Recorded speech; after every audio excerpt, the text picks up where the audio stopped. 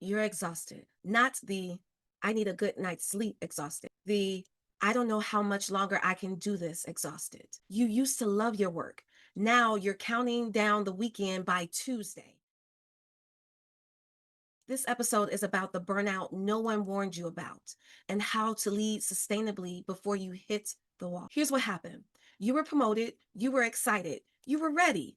Then reality hits. You're working longer hours than you ever did as an individual contributor. You're carrying everyone else's stress, your team's problems, your manager's expectations, your peers' dependencies. You're making decisions all day, every day with incomplete information and high stakes. You're managing personalities, politics, and conflict you never had to deal with before. And you can't admit you're struggling because everyone thinks you're crushing it. Your LinkedIn shows promotions and wins. Your team sees you handling it. Your manager sees results. But inside, you're running on fumes. You're irritable with your family. You're not sleeping well. You've stopped exercising, stopped hobbies, stopped doing the things that used to recharge you. And you keep thinking, maybe I'm just not cut out for this. No, you are not failing. You're burning out. And leadership burnout is different and more dangerous than any burnout you've experienced before. I'm Dr. Tonya Biglow, and I've coached technical professionals through burnouts that nearly ended their careers. And here's what I need you to understand. Leadership burnout isn't about working too hard. It's about energy depletion without recovery. When you were an individual contributor, burnout came from too many hours, too much work, not enough breaks. Leadership burnout comes from emotional labor you never had to do before, constant context switching between problems, being responsible for outcomes you can't control, holding space for everyone else's emotions while managing your own, never feeling done because the work is never done. That's a different kind of exhaustion, and it requires a different kind of recovery. Let me show you what's really happening and how to prevent it. Most technical leaders burn out because they don't see the energy drains coming. You're managing the visible work, like the meetings, the decisions, deliverables, but you're not managing the invisible work that's actually draining you. As an individual contributor, you solve technical problems. Problems had solutions. Logic worked. You could control the outcome. As a leader, you manage people's emotions. Someone's upset about feedback, you absorb it. Two team members are in conflict, you mediate it. Someone's struggling personally, you hold space for it. Your manager is stressed, you manage up to ease their anxiety. Every single day, you're absorbing, processing, and managing emotions, yours and everyone else's. That's exhausting. And nobody taught you how to do it without depleting yourself. 9 a.m. strategic planning meeting. 9:30 a.m. someone needs approval on a decision. 10 a.m. performance conversation with struggling team member. 10:30 a.m. budget review. 11 a.m. conflict between two people on your team. 11:30 a.m. your manager needs an update. 12 o'clock p.m. lunch at your desk while answering email. You're switching context every 30 minutes, from strategic to tactical, from people to numbers, from problems to opportunity. Every switch costs you energy, and you're switching 20 to 30 times a day. No wonder you're exhausted. As an individual contributor, you controlled your work. Work hard led to execute well, which led to deliver results, which equaled success. As a leader, you're responsible for outcomes you don't directly control. Your team misses a deadline, you're accountable, even though you weren't the one doing the work. Someone makes a mistake, you own it, even though you couldn't have prevented it. A project fails because of factors outside of your control, you're still responsible. That gap between responsibility and control creates constant low-grade anxiety. You're always wondering, what am I missing? What could go wrong? What should I have done differently? That anxiety never turns off. It drains you even when you're not actively working. Here's what nobody tells you about leadership. You can't have bad days, not visibly anyway. You're exhausted, your team needs you to be present. You're stressed, your team needs you to be calm. You're uncertain, your team needs you to be confident. You're overwhelmed, your team needs you to have answers. So you perform. You put on the I've got this face. You show up with the energy you don't have. You project confidence you don't feel every single day. That performance is exhausting, and it prevents you from actually processing what you're feeling. As an individual contributor, you had closure. Finish the project, ship the code, complete the analysis, done. As a leader, the work is never done. There's always another email, another decision to make, another person who needs something, another problem to solve, another meeting to prepare for. You never get to check the box and say, finish. And that lack of closure, it means you're never fully disconnected.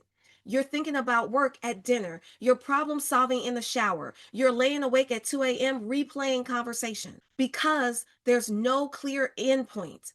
The work keeps coming and your brain never gets to rest. Now, let me tell you the mistake that turns exhaustion into burnout. You try to power through it. You tell yourself, I just need to get through this quarter. Things will calm down after this project. Once we hire that person, it'll get easier. No, it won't. Because the problem isn't the workload. The problem is that you're not managing your energy. You're giving to your team, to your manager, to your organization, but you're not refilling the tank. You can't sustain output without input. And here's what happens when you try. You're tired all the time. You need coffee to function. You're irritable, but you keep going. You start resenting your job, your team, your work you used to love. You're going through the motion. Your decisions get worse. Your judgment is off. You're making mistakes you wouldn't normally make. You're working harder, but producing less. You can't get out of bed. You fantasize about quitting. You get physically sick, or you explode at a team member, in a meeting, at home. That's the burnout trajectory.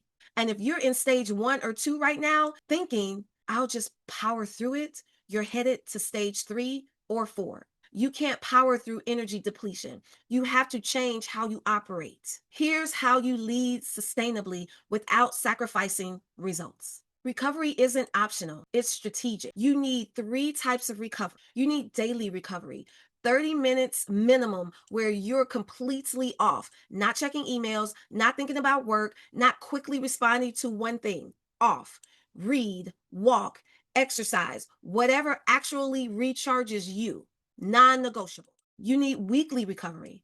1 full day where work does not touch you. Not I'll just check in on Sunday afternoon. 1 full day off. And then quarterly recovery. 1 week where you completely disconnect. Vacation.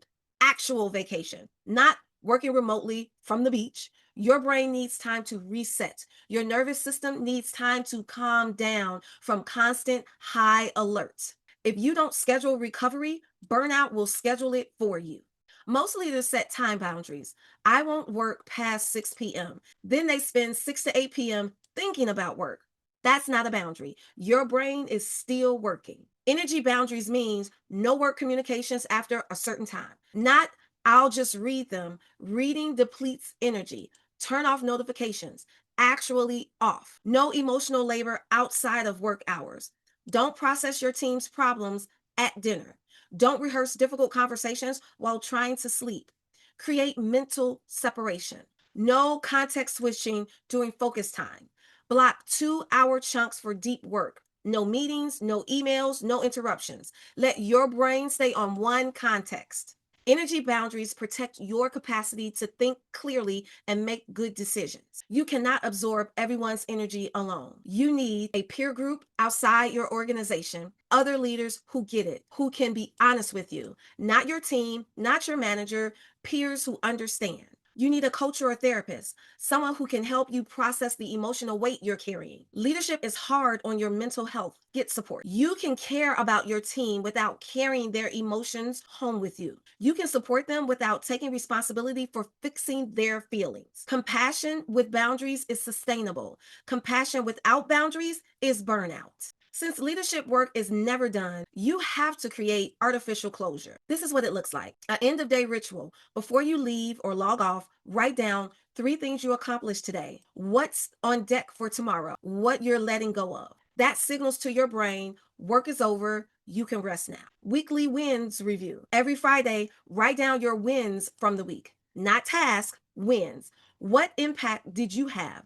What did your team accomplish? This reminds you that progress is happening, even when the work feels endless. Say it out loud. I'm done for the day. Literally say it. Your brain needs the signal. Here's what happens when you build sustainable practices. Your decisions get better because you're not running on fumes. You have the cognitive capacity to think clearly. Your team gets better leadership because you're present, not just performing. You can actually listen instead of just managing. Your relationships improve because you're not bringing work stress home. You have energy for the people who matter. You remember why you wanted to lead because you're not just surviving. You have space to think strategically, to develop people, to make real impact.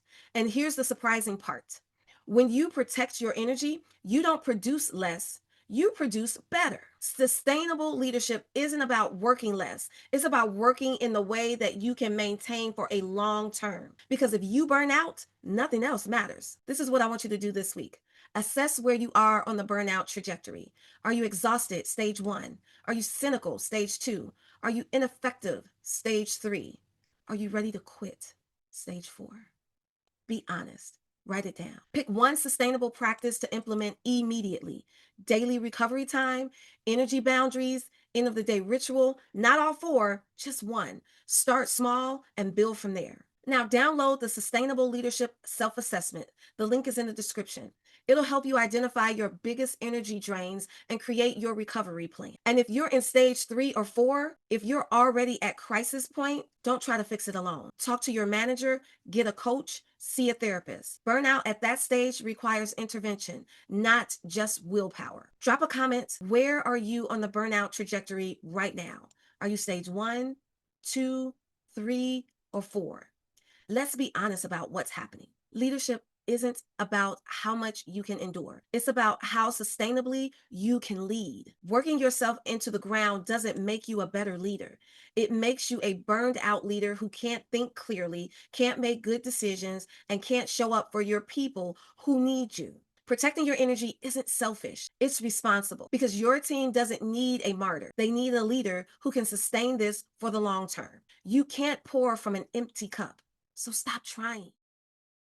In the next episode, you're leading sustainably. You're managing your energy, your team is performing, but there's a conversation you keep avoiding. We are breaking down how to have the performance conversations, the accountability conversations, the this isn't working conversations without destroying relationships or your own peace of mind. Because avoiding difficult conversations drains your energy too. That's our next episode. I'm Dr. Tonya Biglow. This is the leadership gap nobody talks about. You can't lead sustainably if you're running on empty. Protect your energy. It's not selfish, it's strategic. Let's keep closing the gaps together.